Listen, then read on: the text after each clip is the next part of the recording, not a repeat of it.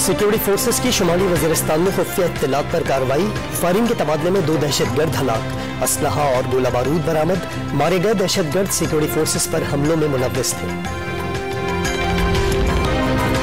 Medina की मिसाल देने वाले आज किसी अदालत को जवाब देने को तैयार नहीं। वजीर आजम शहबाज शरीफ ने इमरान खान पर तंज के तीर बरसा दिए। क्या अदल के तकाजे आज वही हैं जो रियासत मदीना में थे? शहबाज शरीफ सीरत उन नबी कॉन्फ्रेंस से खिताब।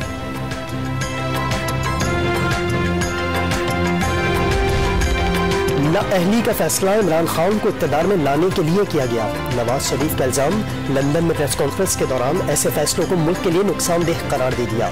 झूठे मुकदमात के सामने डट जाने पर मरियम नवाज को शाबाशी। वाज़ेह कर दिया कि जुल्म करने वालों को शर्मिंदगी और एहतसाब के सिवा कुछ नहीं मिलेगा।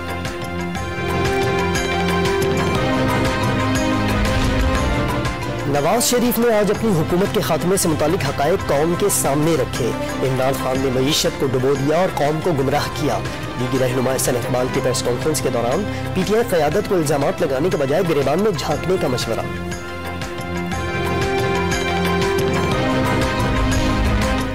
इंसाफ के बगैर कोई मुआशरा तरक्की नहीं कर सकता।